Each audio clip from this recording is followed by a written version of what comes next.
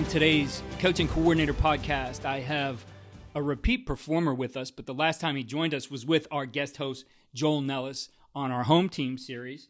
He's back again to give us a preview of what he's going to be talking about at the Illinois High School Football Coaches Association Clinic, which is December 8th through 12th. You can find that at ihsfca.coachesclinic.com. An incredible lineup headlined by Mike Loxley and Pat Fitzgerald, and then just a ton of great college and high school coaches, including Coach Tim Racki, who's the head football coach at Nazareth Academy. Coach, thank you for joining me here on the podcast. Keith, thanks for having me. I'm glad to be back, man.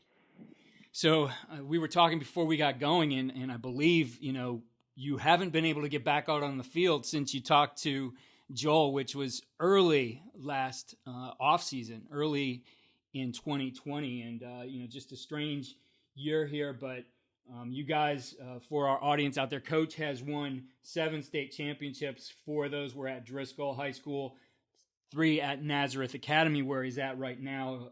His record is 98-48 overall. And Coach, you've been known to come into places and be able to turn things around, and that's kind of been the track record for you.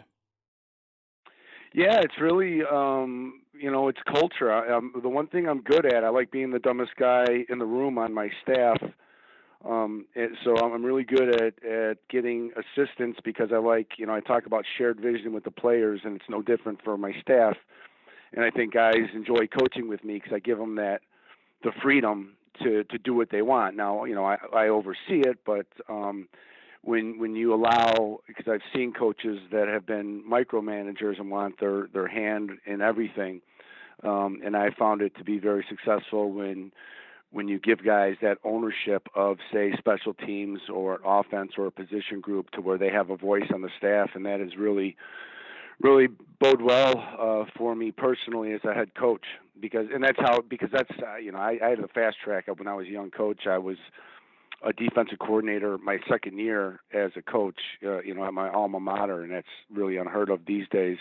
So I had to really learn on the fly, and so when I was a young defensive coordinator, the head coaches would always let me do what I wanted, and I really appreciated that. And that stuck with me all these years as a head coach. Coach, you've been able to maintain that staff and keep a lot of guys together. I'm sure part of that consistency that you've developed that allows you guys to be successful really comes from that philosophy of empowering these guys to do their jobs. Great. Yeah, Keith, great word. I mean, exactly. Empower.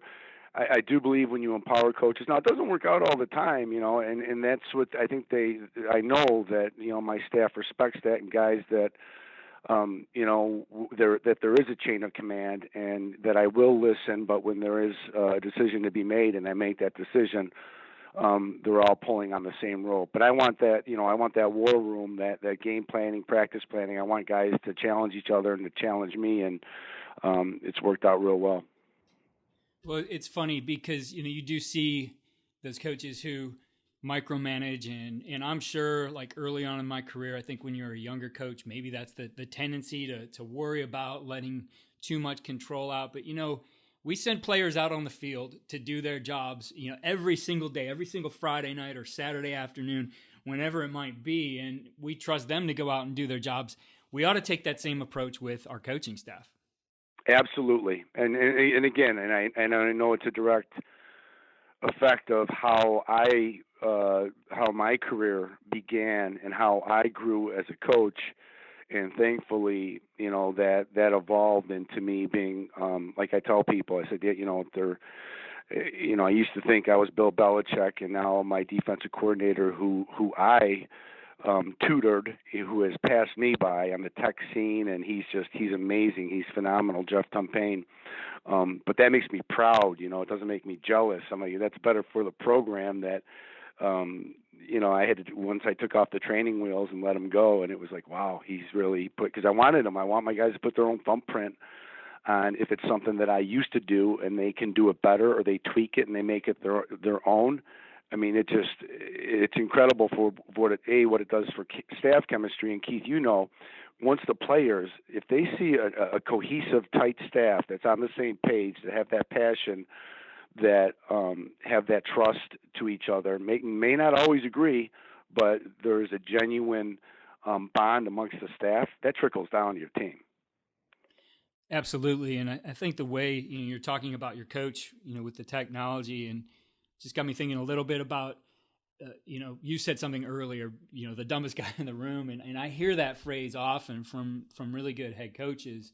And I think, early on, I can think back to being a young coach, and, all eyes were on you, and you feel like sometimes compelled that, geez, I got to have all the answers. I got to do everything. But, when you step aside from that and let it go, it really opens the doors for you as a coach, as a head coach at the top to learn, right? That these guys now, as they're empowered to do more things, and they're not just following orders that you've said, they're going to go out and bring a lot of good stuff back into the program. You're going to have to filter through it as the head coach, but ultimately what's going to happen is you're going to learn as well. Absolutely. And listen, it's not always easy. I mean, I gave up the defensive coordinator reins partially when I was at Driscoll. When I was a younger coach, I was having this wing T was just giving me fits. We were at a smaller school. I was at a smaller school at the time, and and again, it just it's a blow to your pride. But I was also even as a football player, selfless. So I brought on this guy on staff way back when, and he was just excellent at defending wing T triple option stuff. And so I named him the DC, even though I worked really closely with him. And it was something I'm like, I can't do this. I need to call the defense. So I took it back. And then I've been the defensive coordinator here and the head coach when I came to Nazareth.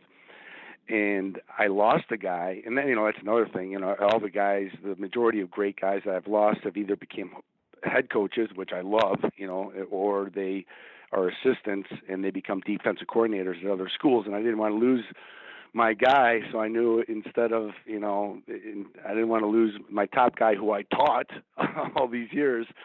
So making him the defensive coordinator, and it was difficult, man. But then after a year. Once you do that, and I tell this to all young head coaches, I'm like, man, it's going to suck when you give up the reins, because you're going to feel a little lost, but you're going to know. I mean, being able to be in the special teams room, the offensive room, the defensive room. So when you're on the sidelines, and all head coaches have been through this. When you're a coordinator and you're on the bench, and somebody's saying, "Hey, it's fourth down. What do you want to do here?" and you're snapping your head, you're running to the sidelines, looking at the down and distance. So being a head coach, overseeing everything in the program, has really served me well, even though it was a hard transition. I'm not going to lie. Yeah, well, I've been there before, and I think when you do that, become that walking around coach who gets to see a little bit of everything.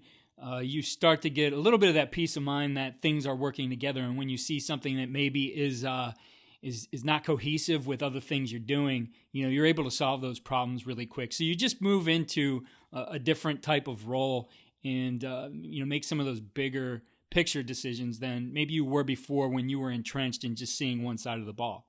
Oh, Keith, you just nailed it. Exactly. That's exactly it, because then you get the flow of the game.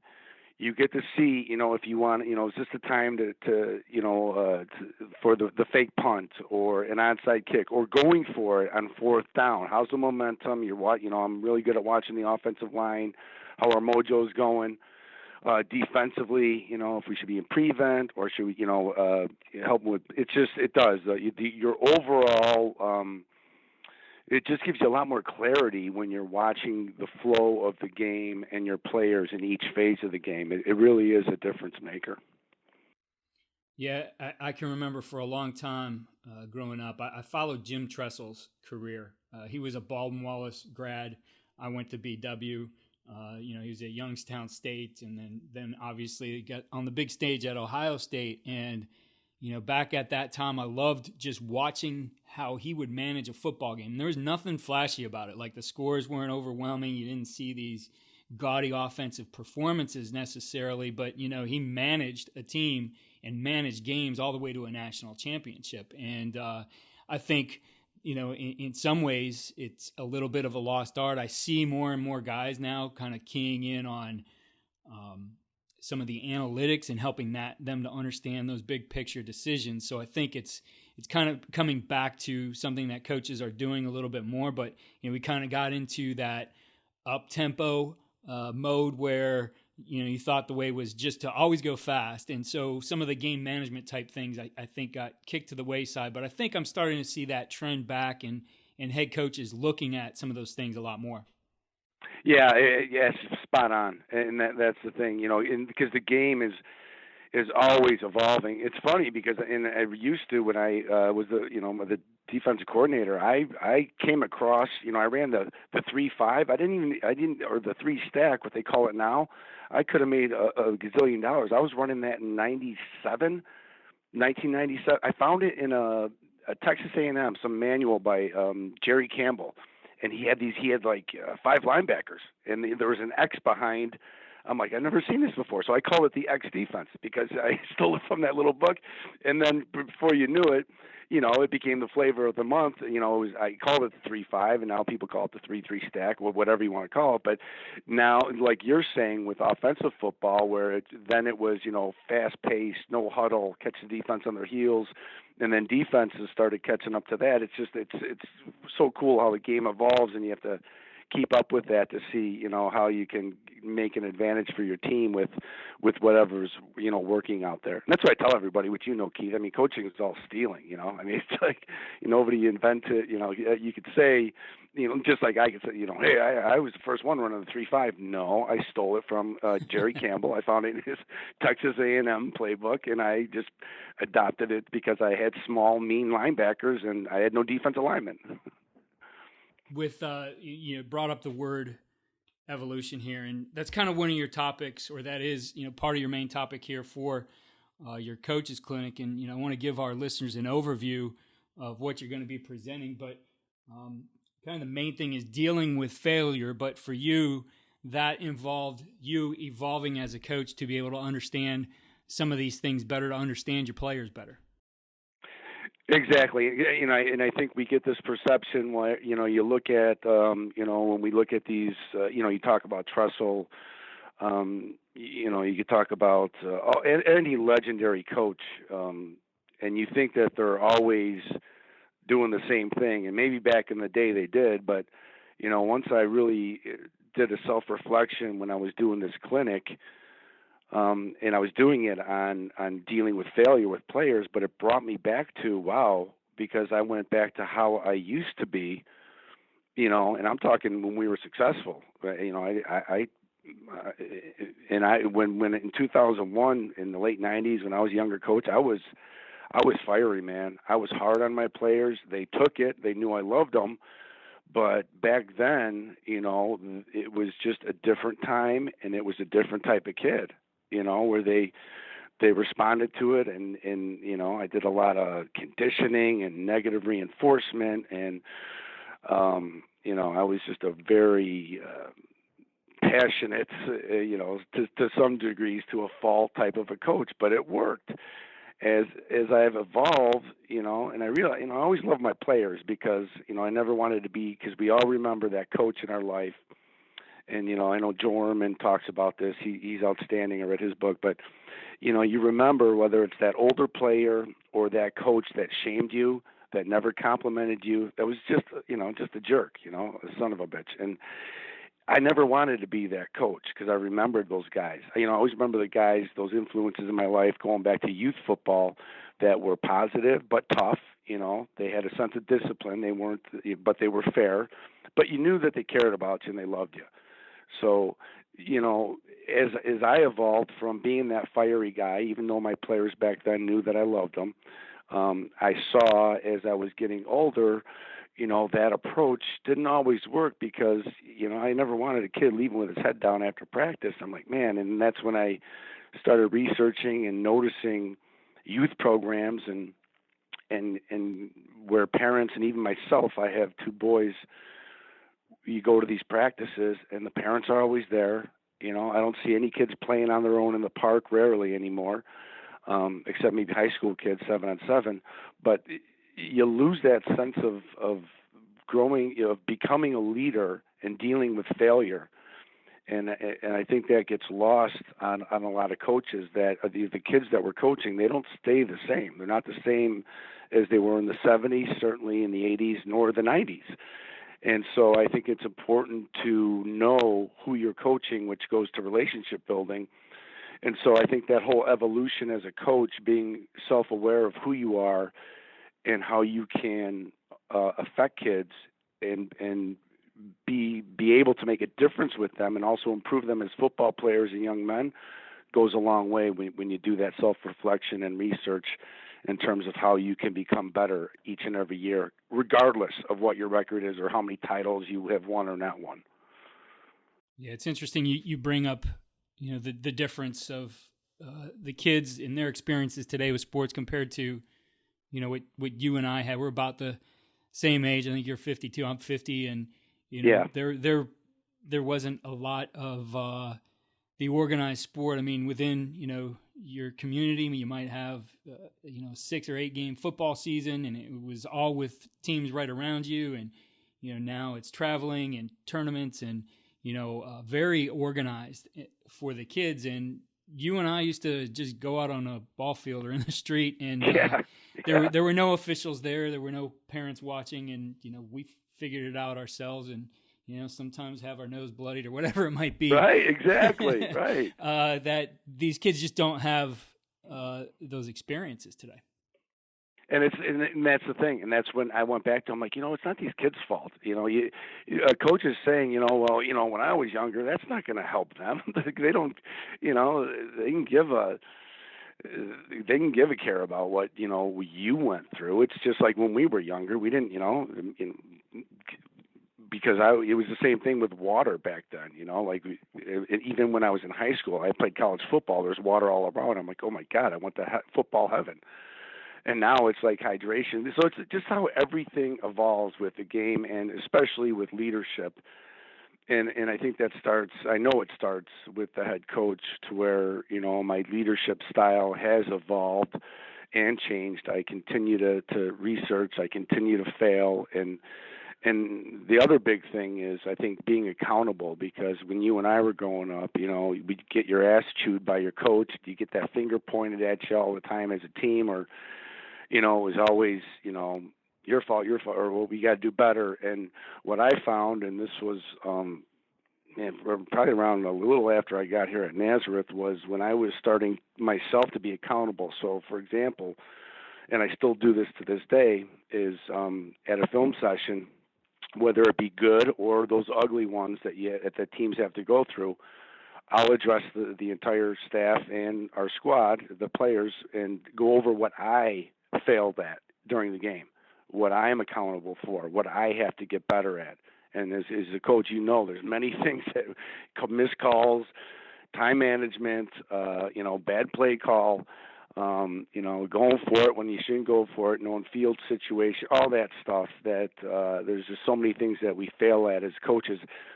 When I started doing that, even at practices, I would do that. Like, hey guys, I could have done better at this. Or if I got on a kid and I didn't mean to, I'll publicly apologize to him, give him a hug in front of the team. When your players see that you're being accountable, that you're not perfect, that you're going to fail, I think that gives them a lot more freedom to relax and enjoy the game more, and say, hey, even coach messes up, so I'm not, they're not going to be afraid to make those mistakes or getting screamed at all the time. That's, I think, a very interesting approach, and certainly, I think when you're talking about buy-in, and it's about it's about us, and the coach is the one who takes that lead. I think that's a very powerful thing. So everybody doesn't do that, though. That might be new to some of the coaches out there. I guess any tips in your approach to that, how you get that started? I could think if you haven't been doing that and all of a sudden you do that, it might be a shock to the team, and I guess best practices in being able to implement something like that. Well, yeah, and that's the hardest thing as coaches, and even as players, it's called vulnerability. And for some reason, my entire career, because I have such a high, I've loved this sport, just like you, Keith, all of us guys doing this. We have such a passion for the sport, and I've loved football since even before I could join organized youth balls. When I was 8 years old. So, loving the sport so much, and you want to just succeed and give back to it because we can't play anymore. being vulnerable. I'm more transparent with my teams than sometimes I am at home, which is not a good thing either. I mean, I work on that, but my team knows, and because I throw it out there, mistakes I've made as a man when I was a young man, even now, off the field, I'm talk about mistakes I made when I played. So being vulnerable and transparent with your team, and they can see that you're a normal guy, and that you have their best interest, and that you're not perfect, I think goes a long way. So getting back to your point, I think, just a coach that's not used to that, I would just say you bring up accountability. You define accountability. What is accountability? And then as a coach, how can you be accountable? And then when you talk about failures, guys, we're all going to fail. The film is going to help us. We should fail at practice. Failure is information. So then you can start saying, hey, first of all, because, kids are going to, I used to cringe when you're watching a film. You don't want to see, getting pancaked or burned for a touchdown or missing a tackle, but it happens at every level of football. So then you could start with accountability, saying it's going to happen. How can we learn from it? Here's what I did wrong as a head coach. I burned all our timeouts, just using, because there's going to be examples, whether you're a coordinator, a position coach, or a head coach. Every coach is going to make, mistakes, whether it be at practice and especially during a 48-minute high school football game. So I think it's easier than people think, coaches think, to open that door where you don't have to spill your guts. If you're not comfortable talking about your personal life with your team, that's fine. But you can certainly, if you want them to, if they're playing scared or you want them to play faster, well, and not to be afraid to fail, then show how you fail and how you can respond to that. And that in turn will help them, instead of just telling them, it's almost, hey, I do it too. Here's my examples. Now let's look at the film and how can you get better? So it'll almost even increase their awareness of, instead of being afraid of saying, oh, shit, I'm going to be, here comes my play, here comes my play. And, they'd be like, just get it over with, just get over it. Now it slows them down to think of, okay, now how did that happen? What can I do? What can I learn from that failure to become better next time? Now, Coach, is that something that your assistant coaches, your coordinators do too? Oh, absolutely. Yeah, I make sure. I have a couple old school guys that I have to rein in every now and then, but they have adopted it because, like I said, because the guys that don't, and that's the great thing about being a head coach, they don't last long. And I've had low turnover on my staff, but when I see guys that are not adopting to my same philosophy, again, not being me, but I don't want you sitting there shaming a kid for 30 minutes in the film room. I want it to. It's a classroom. I want that kid to come out of there learning something. Now, if the language is salty and if they're loafing, because the one thing for me is effort, then that's a different thing. But yeah, there's my staff is on board with that stuff. They know my philosophy. Coach, I love that approach to it, and that's going to be part of your talk at the Illinois High School Football Coaches Association Clinic, as we've mentioned. What are some of the other topics that you're going to cover in that talk? Well, first of all, I'm hoping that that the coaches will understand, and I think because I've been blessed with success as a coach throughout my career, that they'll understand. I think really taking that, being self-aware of who they are, who they were, who they want to be. Because I think if you stay the same, or if you're not open to new ideas, I just think that's going to leave you in a stagnant position as a coach, and I think it serves me well, because I could say, people can look at my record and be like, wow, so this guy won a lot of titles. Well, yeah, I've won a lot of titles, but I've never been the same coach for each one of those seasons. I evolve, and I adapt to each. I look at each of my football teams in my entire career. They're almost like children, and I thought this even before I had children, to where each kid you have, and I know fathers can relate to this, they're going to be completely different. And that's no different. It's a great analogy for a football team, because each football team I've had, they're like a kid. No team is ever the same. So you have to adapt your style, your leadership, and who you are, and sometimes take risks, and like I said, become vulnerable to tap into what's going to bring this team together. What type of team do I have? Are they a loud group? Or do they require a lot of discipline? Do I have a lot of leadership? So I think that, first of all, evolving as a coach and looking at your career, I think that's going to serve you well in how you approach each team each different year. And with that, I think also is the leadership piece. So, the leadership piece is a huge one, but I tie it more into coaching failure. So, for instance, a lot of these, let's take the studs on your team. A lot of those kids are not used to dealing with failure. So they could be the best ones when they're in youth ball, and then people start to catch up, and then, they're used to getting praise all the time, and all of a sudden they start feeling that pressure because then they get to high school, and as you know, earlier and earlier, these colleges are recruiting these kids, so they're getting pressure from home. The colleges are already looking at them when they're sophomores or even freshmen now in high school. So that pressure heightens to where they think, oh man, if I drop a ball, if I fumble, I got to rush for 200. I got to get 10 pancakes. I got to get good film. That really tightens them up where they're afraid to fail on the field. And with that, it's something that I've seen just destroy kids, and that's why I really did some heavy research into, how do you teach failure? How do you prepare kids for failure? How do you, more importantly, when they fail, how do you help them work through that? And so I discuss various techniques that I've adapted and tried with not just the whole team. I do that, but then also whether it's position groups, but also one-on-one, whether it's that kid who's just on special teams or that kid who's on the scout teams and he doesn't see a lot of reps on Friday night. That kid who's maybe failing during practice, giving him some tips and keys so he knows that his importance on this team in preparing us for that game to where it's all about all of us.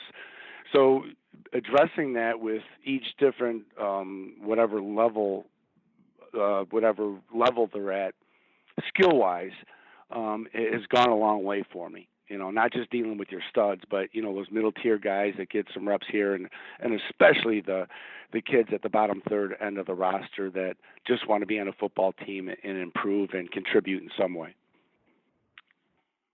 Well, Coach, you've shared a lot of great information here today, and I always like to finish with one question here. And looking at all the things you do, and maybe it's just emphasizing something you've already talked about here, but what would be the one thing you'd point to as being the most important thing you do as a coach to give your team the winning edge?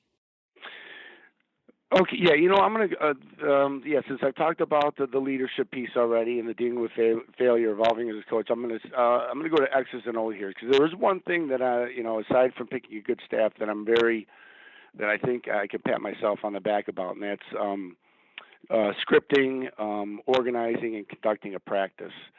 I think it's imperative, and I know a lot of coaches, you put a lot of time into practice. My practices, and again, it depends on my team, because people will be like, oh, how long do you practice? Well, you know what, that goes back to what type of a team do I have.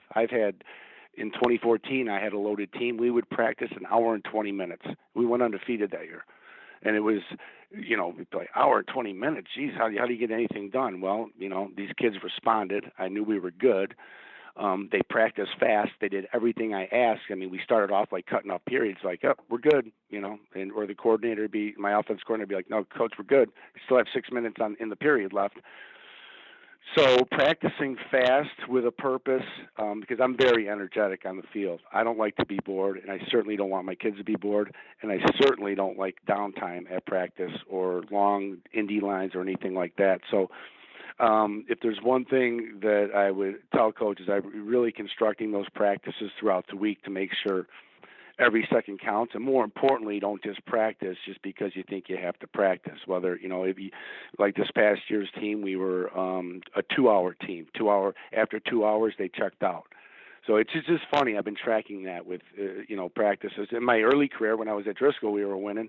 Those were 3-hour practice, sometimes 3-hour, more than 3 hours when I was a younger coach. So I'm never, when coaches ask me how long practice is going to be, or kids say, I just say until we get it. Even though I have it scripted, because it could be a little longer, it could be a little shorter, depending if it's a slow down period. But most of our periods are high tempo. Let's get after it, and it goes by fast. And before you know it, the kids know that they're they're headed home, because it goes like light speed. It's not one of those drag-on practices, regardless of the time. Coach, for our listeners out there who might want to connect with you or might have some questions, what's the best way for them to connect? Email would be the best way. My email is tracki, it's one word, Tracki, at NazarethAcademy.com. Nazareth Academy is one word too, Nazareth Academy.com. Coach, I'm looking forward to seeing your clinic, as I said, at the Illinois High School Football Coaches Association. Again, coaches, go to register there. An incredible lineup. It's ihsfca.coachesclinic.com. I'll have that link in our show notes as well. Coach, thank you for taking the time, and be seeing you pretty quickly here in the future at the clinic. You guys are the best, always, Keith. Thank you for having me again. Thank you again for listening to the Coaching Coordinator Podcast. Please, if you are enjoying the podcast, head over to iTunes or Spotify and click 5-star for rate. If you have a minute, write a review. It really helps the podcast. Check out our new home for the Coaching Coordinator Podcast. That's at coachandcoordinator.com. And follow me on Twitter at Coach K. Grabowski.